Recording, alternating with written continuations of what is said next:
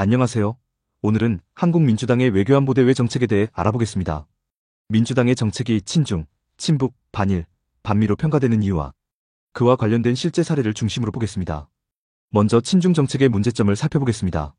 민주당의 친중적 태도는 경제적 실리와 한반도 평화라는 이유로 설명됩니다.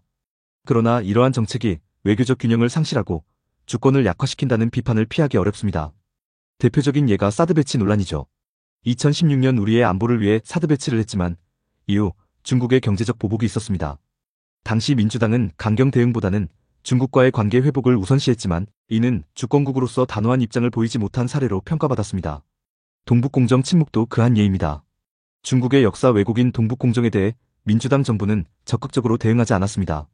이는 국익을 장기적으로 침해할 위험이 있습니다. 둘째, 친북 정책의 한계를 보겠습니다. 민주당은 대화를 통한 남북관계 개선을 강조하지만 비현실적인 유화 정책이 안보 리스크를 증가시켰다는 비판을 받습니다. 대표적인 예가 남북공동연락사무소 폭파입니다. 2020년 북한이 남북공동연락사무소를 일방적으로 폭파했음에도 민주당은 강경 대응보다는 대화를 계속 강조했습니다. 이는 북한의 도발을 억제하지 못한 사례로 지적됩니다. 대북 지원 논란도 있습니다. 민주당은 북한에 대한 인도적 지원과 협력을 지속했지만 이는 북한 정권을 강화하는 결과를 초래했다는 비판을 받고 있습니다. 셋째, 반일 정책에 대해 살펴보겠습니다. 민주당의 반일 정책은 주로 역사 문제에서 기인하지만 감정적 대응이 실리적 외교를 저해했다는 평가를 받습니다. 강제징용 배상 판결만 봐도 그렇습니다. 2018년 대법원의 강제징용 배상 판결 이후 일본과의 경제 및 외교적 관계가 크게 악화되었습니다. 민주당 정부는 외교적 해결보다는 일본 기업 자산 매각 가능성을 언급하며 갈등을 심화시켰습니다. 또 지소미아 종료도 위협했죠. 일본의 수출 규제에 대한 대응으로 한일 군사정보보호협정 종료를 선언했다가 번복했습니다. 이는 감정적 대응으로 평가받으며 외교적 신뢰를 훼손했습니다. 넷째, 반미 정책의 논란에 대해서도 살펴보겠습니다. 민주당은 자주 외교를 강조하지만 이는 종종 반미적 이미지로 비춰지며 한미 동맹 약화를 우려하게 만듭니다.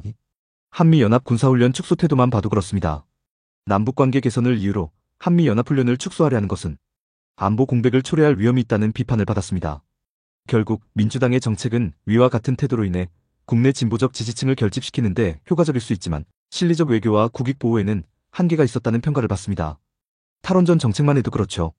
탈원전 정책은 중국산 태양광 패널 의존도를 높였고 에너지 자립성을 약화시켰습니다. 결론을 맺겠습니다. 민주당의 외교안보 정책은 특정 이념과 정치적 목표에 치우쳐 실리적 접근을 간과했다는 비판을 받습니다.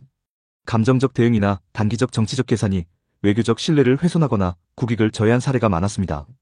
그리고 일부 정치인들은 반일, 반미를 선동하면서 정치적, 경제적 이득을 얻으며 정작 일본 여행에 열심이고 자녀들을 미국에 호화 유학을 보내는 등 이중적인 태도가 도마에 올랐습니다.